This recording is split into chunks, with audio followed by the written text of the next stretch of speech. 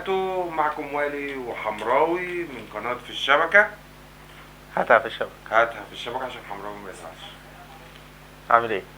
الحمد لله. في الأول بنحب نقول لكم كل سنة وانتم طيبين بمناسبة السنة الجديدة.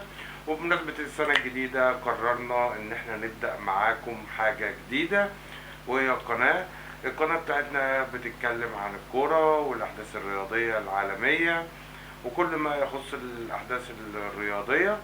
ان شاء الله يعني نقدم محتوى يعني يعجبكم ان شاء الله.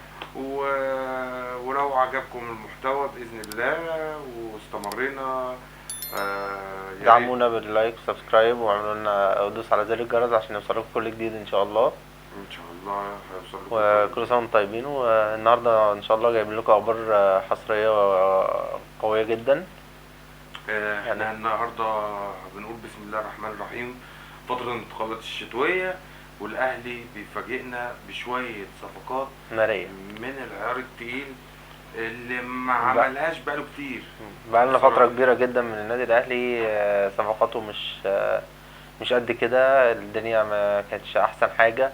ربنا بقالنا بشوية صفقات. بقالنا كذا فتره فعلا، بس هم اتعلموا بقى درس يعتبر قاسي بسبب الصفقات دي.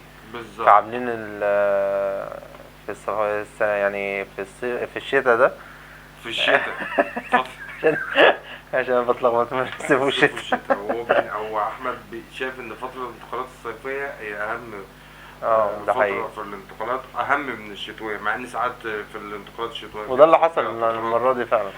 بالنسبة لنا بيجي اول صفقة شايفينها مهمة، انا شايفها النادي مهمة الاهلي ان شاء الله. بالنسبة لي صفقة خالد عبد الفتاح.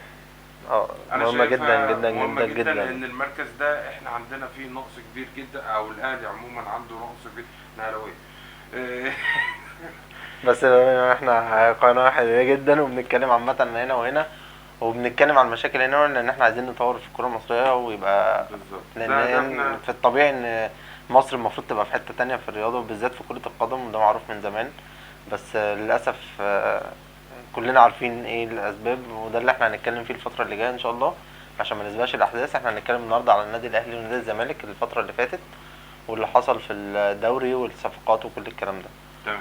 نرجع تاني للموضوع خالد عبد الفتاح. خالد عبد الفتاح هو كان لعيب بدأ حياته اصلا في نادي كفر الشيخ، وبعد كده راح من كفر الشيخ راح لوسنا، ومن وسنا دخل ناشئين سموحه، وبعد كده اتصعد لنادي سموحه. بصراحة لعيب صغير بيلعب في مركز الأهلي محتاجه، بيلعب في المركز والأهلي محتاجه جدا جدا. تمام. طبعا والأحلى في الصفقة إن هو جاي إعارة 6 شهور بنية البيع.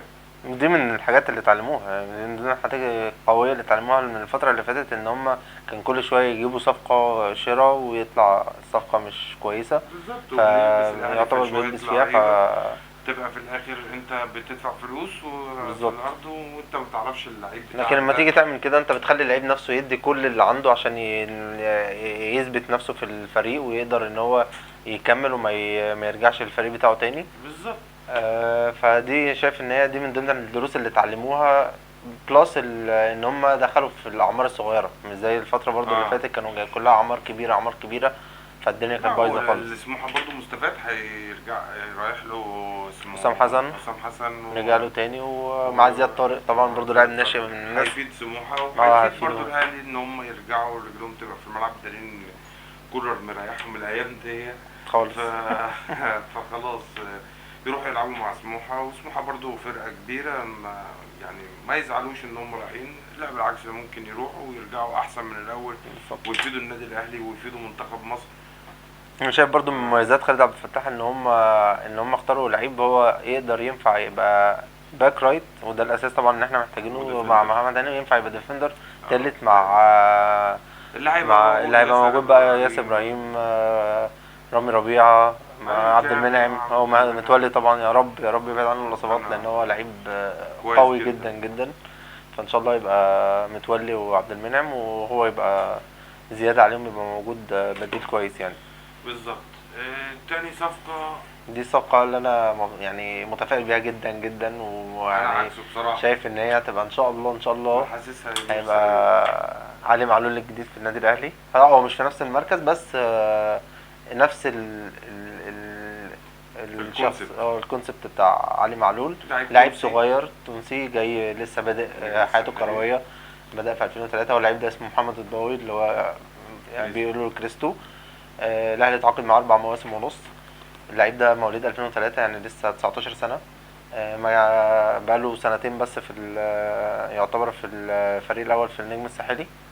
فده فرقه يعني يعتبر يعني لسه في البدايه، فعنده كتير.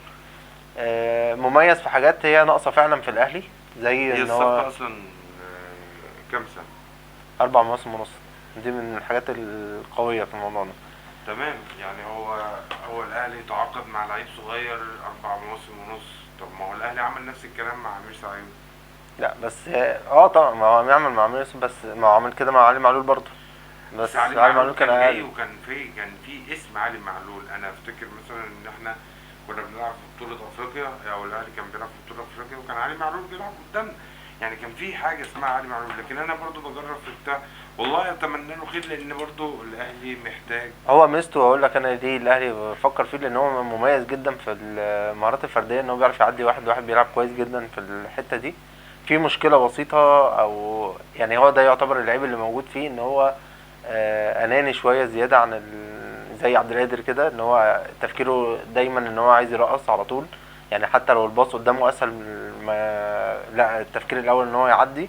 فدي ممكن تبقى عيب، بس ده ممكن يتعلمهم في الاهلي، ان هو لسه صغير ولسه قدامه كتير مع الاهلي، فيقدر يتعلم الكلام ده مع الاهلي، ان هو يبدا يغير من الحته دي يعني. فانا متفائل ان شاء الله ان هو هيبقى صفقه قويه جدا للاهلي، وهتبقى انا حاجه سمعت زي علي معلول كده. انا سمعت اصلا ان هو اصلا يعني تقريبا حصل حاجة في حوار كلوبالي. ما هو ده من ضمن الحاجات ان احنا يعني الاهلي كسب فيها، ان هو ما دفعش في الصفقه دي فلوس كتير، لان هو جه في صفقه مع ان هو الفلوس اللي على كوليبالي المفروض ان هو كانت حوالي 910 الف دولار. مليون تقريبا. 910 الف دولار، لا الف. هي الصفقه كلها مليون 250. دي الصفقه كلها، مليون منهم 250 منهم 910 ده اللي هو عشان يخلصوا الموضوع. الغرامه بتاع كوليبالي. لان موضوع كلوبالي ده فيعتبر دفعوا طول كله وبوخ. 340 350 في الرينج ده، هو ده برضو اللي فاستفادوا. مقلقني. بص، ده بصراحة مقلقني من الصفقة. بس اتمنى ان لا ان شاء الله هتبقى لان صفقه هو قويه. مركزه الاهلي برضو. خلي بالك اللعيب ده في الموسم ده بس هو لعب 5 مباريات مع النجم الساحلي، جايب فيهم لا لعب 6 ماتشات، جايب فيهم 5 تجوان وصنع هدفين. فبرضه مش رقم صغير او رقم قليل، يعني يعتبر بمعدل كل في الماتش جون. فلا ان شاء الله تبقى صفقه قويه يعني. عشان ما نطولش عليكم، احنا عندنا لسه في صفقات تانية كتير. في عندنا هو دول اللي اعلن عليهم رسميا في صفحه النادي الاهلي، ودول الاثنين الاساسيين. بس في صفقه تانية. ان الموضوع بتاعه خلص. هو خلص فعلا. بنتكلم على طبعا مروان عطيه. مروان عطيه ده برضو كان بيلعب في نادي الاتحاد. الاتحاد السكندري. خط وسط. خط وسط. وبرضو بس ده بقى مش اعاره. ده شراء، ده هيشتريه 4 مواسم ونص برضه زيه زي كريستو. بالظبط 20 تقريبا مليون. الصفقة داخلة في 20 مليون، بس معاها طبعا لعيبة. لاعبين بقى ده بس دي مفاجأة حصرية. دي من أقوى الحاجات اللي احنا هنتكلم عليها النهاردة، إن الصفقة المليار التقيل. يعني بصراحة يعني نقول المفاجأة ولا نسيبهم؟ نستنى شوية. ماشي. لا نقول على طول عشان طولنا عليكم. بالظبط عشان ما نطولش عليكم. المفاجأة ان في الإعارة هتبقى كهربا. هو كهربا وواحد تاني، يا اما عمار حمدي يا اما محمد محمود.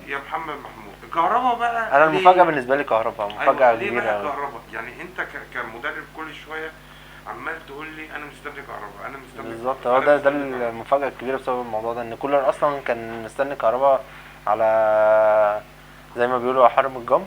طب ما هو كهربا جالك ولا بقى في مشكلة تانية ولا في حاجة؟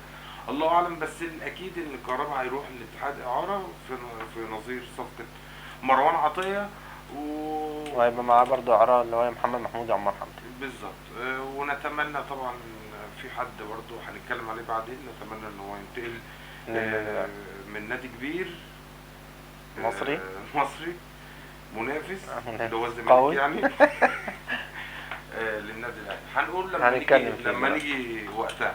اخر حاجه هنتكلم فيها بالنسبه لصفقات النادي الاهلي، كان في برضه صفقه كان فيها شغل كبير كان بيتعمل وكان فعلا هيجي، بس الصفقه وقفت في اخر لحظه، دي بتاعت يعقوبو. بيرسي تاو 2. بيرسي تاو 2. بس هو عامة هو الصفقة اتلغت مش الحمد عشان مش عشان الفلوس، لأن هما الفريق البرتغالي كان عنده قابلية في التفاوض، بس هي كانت مشكلة أساسية في الكشف الطبي، كان في مشكلة طبية. وقالوا لهم ان احنا مش يعني الاهلي مش ناقص يعني كفايه المستشفى اللي عندنا، فاتحة عندنا. فلغوا الصفقه بسبب حاجه طبيه، مش موضوع فلوس او موضوع ان المبلغ مبالغ فيه او كده. بصراحة الاهلي فعلا مش ناقص لاعبين يشتري لعيبة. يعني كفايه المستشفى اللي عندنا يعني. كفاية المستشفى عندنا. وطبعا اهم حاجة نتمنى الشفاء طبعا العاجل والشفاء التام للنجم الراجل اكرم توفيق وكريم فؤاد، الاثنين بصراحه بقالهم فتره من اول الموسم هم يعني. كريم فؤاد وانا كريم مش فؤاد عارف عبد الله فالاثنين ربنا اكيد مش يشفيهم. قاصد يعني. اكيد. آه، بس ده بالنسبه لصفقات النادي الاهلي. هنتكلم على الماتشات السريعه طبعا اللي جايه. الاهلي طبعا بيحضر لكاس العالم، وان شاء الله الصفقات دي يلحقوا كاس العالم. يلحقوها ان شاء الله. قبل كاس العالم الاهلي عنده كام ماتش كده تقال مهمين قوي. مهمين. اولهم دفع معنويه قويه مع الماتشين اللي فاتوا. بعد مع بيراميدز. طبعا الاهلي يعني ظبط حاله في ماتش بيراميدز بغض النظر بقى الاداء ومش الاداء، بس هو كسب 3-0 والاهلي طول عمره بيلعب على الجول، راح 3 مرات جاب 3 اجوان. بيراميدز ماسك الكوره، هو اصلا هو مدرب نازل اللي هو عايز كده يعني، هو كله نازل انا هكسب الماتش ده باي طريقه ايا كانت. بالظبط ايا كان. بعد كده جه انبي برضو كسبوا. انبي برضو مش فرقه تقيله، بس مش سهل برضو مش فرقه تقيله، مش تقيله بس مش سهله يعني، برضو من الفرقه اللي بتعافر معاك يعني. مع حسام حسن المصري. تمام. هو ماتشات قوية أوي المصري، وبعد كده عندنا ماتش في نهائي كاس السنة اللي فاتت كالعادة، ودي من ضمن الحاجات اللي هنتكلم عليها. ده دوري مصر يعني، منظومة الكرة في مصر هنتكلم عليها في الفترة اللي جاية. ازاي نلعب كاسين في سنة واحدة، ده لغز عايزين نفهمه. وبعد كده هنقابل نادي الزمالك 21 يناير ان شاء الله. وبعد كده هتقابل البنك الاهلي وهتختم تقريبا. بس هو بعدها تقريبا هو كان المفروض ان هيبقى في ماتش بتاع دوري ابطال افريقيا، اول ماتش اللي هو القطن الكاميروني، بس الاتحاد الافريقي اجله بالظبط عشان كاس العالم. بس تقريبا بعد البنك الاهلي في حاجه تقريبا حرس الحدود حقيقي. وبعد كده نخش على اوكلاند، وان شاء الله نتمنى ان الاهلي يقدم اداء حلو في كاس العالم ويبهرنا. بعد ما عملت المغرب في كاس العالم، بعد اللي عملته المغرب في كاس العالم، بقى الحلم اصبح مباح لاي حد ان هو هتلعب هتكسب وده اللي لازم اللعيبه تعمله. ده من زمان يعني، المفروض الموضوع ده من زمان، ان لازم اللعيبه تفهم ان يا جماعه انتوا بتلعبوا في الملعب 11 ضد 11 بغض النظر عن الفرقات. ومحمد صلاح قال كده، قال لك المنتاليتي، الفرق ما بيننا وما بينهم منتاليتي، العقليه نفسها، ازاي تفكر ان انت تعرف تلعب قدام الفرق الكبيره بس. وده برضه هنتكلم عليه كتير الفتره اللي جايه، لازم نتكلم على المواضيع دي، لان المنظومه المصريه لازم تتطور. الموضوع بقى خلاص يعني، الدنيا بقت صعبه قوي بشكل كبير. ده بالنسبه للنادي الاهلي. هنتكلم بقى شويه على نادي الزمالك. نادي الزمالك يعني، نادي الزمالك يعني لما جه ركب الدوري، انا حسيت ان الزمالك خد الدوري. لا تأتي المصائب فرطة. لازم تيجي مرة مع مرة. يعني فاهم، حسيت ان الزمالك، جمهور الزمالك فرح شنيعة جدا الدوري. حسوا ان هم بدأ يتجه اليوم والاهلي بيقع. بالظبط. الزمالك ما بيركبش الدوري يعني، فاهم، الزمالك بياخد الدوري، بيخطف الدوري زي السنة اللي فاتت. ما هو برضه حصل كبوات بس الاهلي واقع وحصل له دروب، الزمالك طلع. دلوقتي ان الزمالك بعد الماتش، بعد ما ركب الدوري، خسر ماتش واتعادل ماتش. تمام. دي كانت بدايه وقوع دي كانت بتاعت بس مش بسبب الخساره وبسبب التعادل، بسبب اللي حصل بعد الخساره. بعد التعادل. وده المشاكل اللي روح بقى نادي الزمالك اللي كانت موجوده السنه اللي فاتت مش موجوده بقى السنه دي. فده هيضيع حقه في المنافسه على الدوري. صحيح. ليه؟ هو لاسباب كتير يعني. هو زي ما احنا بنتكلم الموسم اللي فات والموسم اللي قبليه، الزمالك كان عامل حاجه ما عملهاش من فتره كبيره جدا، ان هو كان قافل على الفرقه، قافل على الفرقه بطريقه مش طبيعيه، وما كانش فيه اي اخبار بتطلع بره، وما فيش اي شغل الاهلي حاجه بتاع وحشه زمان، بتطلع. شغل الاهلي بتاع زمان، شغل الاهلي بتاع ما فيش زمان. اي اخبار بتطلع بره، مقفول عليهم قفله كويسه. اللعيبه مركزه كويس جدا، عايزه الدوري باي طريقه باي شكل. و... وطبعا جده كان مدلعهم شويه. بس هو فبنتكلم مدرب كويس بصراحه، اه مدرب يعني كويس، الواحد بس يقول هو مش ان يعني ده برضو من الاخبار هو الحصريه ماتشين اللي كمان هو مش هنقولها. هيكمل. فريرا مش هيكمل بما ان مع الزمالك، كابتن اسامه نبيه يعني مشي مشي وجابوا كابتن اسماعيل يوسف، اعتقد ان فيريرا دي ايامه الاخيره، لو حاله العدم التذبذب في النتائج دي استمرت ماتشين كمان اكيد مش لو هيمشي. هو كده كده يعني اه هو خلاص ب 90% مش اكيد هيكمل. هيمشي. بالنسبه للصفقات، الزمالك قال انا مش هعمل صفقات، مم. بس هو هيعمل. واعتقد فينيسيوس ابو بكر ممكن يجي الزمالك بعد النصر. يعني انا شايف ان فينيسيوس ممكن يجي النصر الزمالك. خطف رونالدو من الزمالك. النصر النصر خطف رونالدو من الزمالك، فهيديله فينيسيوس ابو بكر. مم. فانا لا شايف ان الزمالك لازم يقوي، يعني لا هو محتاج صفقات. صفقات في وسط الملعب مهمة جدا، وسط الملعب بتاع لا الزمالك الدفاع والدفاع شنيع. والهجوم، شنيع. لان هو سامسون اللي مفيش جايبينه مفيش مش هيكمل. هو عامة انت عندك الصفقات اللي هي بتاعت الصيف كانت عاملين ايه؟ سامسون، ابراهيم النضاي، آه اسمه ده الوردي، اسمه ايه الوردي؟ انا مش عارف. انا الوردي الزمالك بالنسبة بتاع لي اللي كسبنا السوبر. ده يعني بصراحة هي دي صفقات الزمالك يعني. الوردي خلاص مشي، عندك ابراهيم النضاي شوية يعني قريب قوي هتسمعوا ان هو خلاص هيمشي برضه. بيفسخ التعاقد. سامسون الزمالك هو اللي هيمشيه، لان هو انا يعني حاسس مش ان طبيعي. ملاعب الزمالك اللي كان من سنتين، الزمالك تشكيل يعني وحش يمكن وحش اللي يعني. هو الابن اسمه ده، اسامه نبي، يوسف اسامه نبيه سيف. ولا سيف. لا هو يوسف يوسف اسامه نبيه ده برضو لعيب كويس. من سيف جعفر جنب. بس ما اعرفش بقى بعد ما باباه مشي هيزعل جمهور الزمالك. مثلا عندك مين تاني؟ بص هو الزمالك معتمد اعتماد على كلي الناشئين على بتوعه. امام عاشور، امام عاشور بصراحه. زيزو، يوسف اسامه نبيه. وفتوح راح فين؟ رايح الاهلي. ده سؤال من الاسئله اللي هنسالها وعايزين نعرف اجاباتكم تفتكروا فيها. فتوح هيروح تفتكروا فتوح؟ الاهلي ولا هيكمل في الزمالك بعد المشاكل والمناوشات اللي حصلت ما بينه وما بين المستشار مرتضى منصور؟ كمان سمعنا ان في خبر برضه حصري ان عائله احمد فتوح قدمت بلاغ ضد المستشار مرتضى منصور، بسبب ان هم سووا سمعه ابنهم، فعاملين بلاغ ضده. وده طبعا من الناحيه التانية انتوا عارفين طبعا المستشار مرتضى منصور ما بيسكتش، وقال لك ان انا عندي استداهات لاحمد فتوح. فعلا. ان هو بيتكلم بيشتم بيشتم فيه، ومكالمات متسجله ومش عارف ايه. فالموضوع مش هيخلص بسهوله. اعتقد ان عبد الله جمعه بس اللي رجع امبارح واعتذر عبد وعمل الله فيديو. جمعه مش هيروح الاهلي. الاهلي مش لا محتاج عبد الله جمعه، بس يعني المشكله كلها دلوقتي ففتوح في فتوح. بالظبط. واعتقد ان فتوح يعني مؤهل ان هو يعني الاهلي محتاجه، وان شاء انا الله. بالنسبه لي فتوح احسن باك ليفت مصري موجود في الدوري المصري او بالظبط. في مصر عموما. وده الفتره جايه كبيره يعني. مفيش لاعب مؤهل ان هو يبقى زي احمد فتوح الفتره اللي جايه في الدوري المصري بالظبط. بعد علي معلول. بعد علي معلول، واحنا محتاجين برضو حد يسند علي بالظبط معلول، كده. لان برضو نتمنى ان فتوح يعني يعمل الافضل ليه اكيد. جميع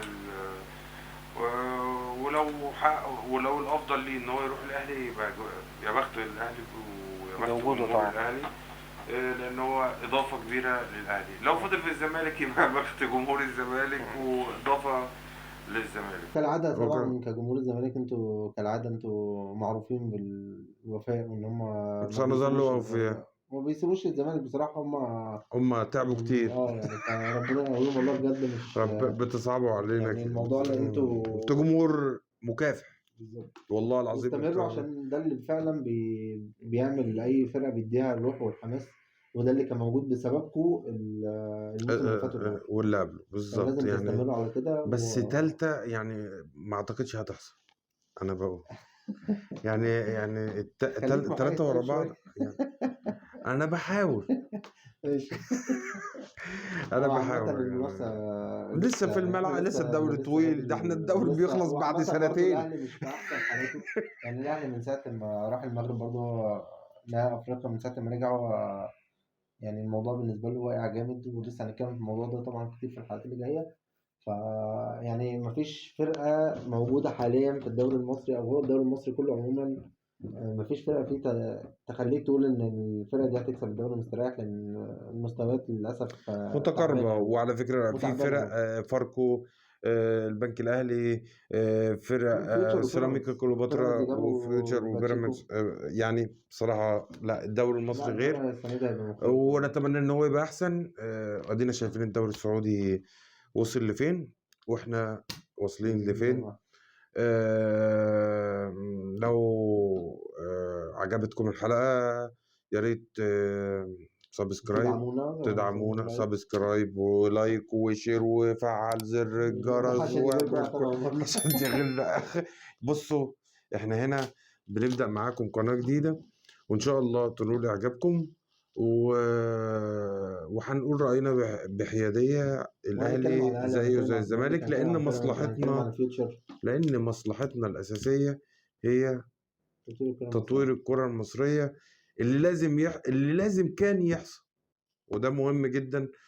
فلو عجبكم المحتوى بتاعنا، يا ريت تدعمونا وتفعل زر الجرس ولايك وشير وإن وسبسكرايب شاء الله الحلقة الجاية هنقول لكم أخبار أقوى وأقوى بكتير من اللي إحنا بنقوله دلوقتي، لأن الأحداث كتير أوي الفترة دي، و يعني وكمان إحنا عشان كمان في الموسم الانتقالات، فالموضوع بقى سريع. قوي وسريع. بالظبط.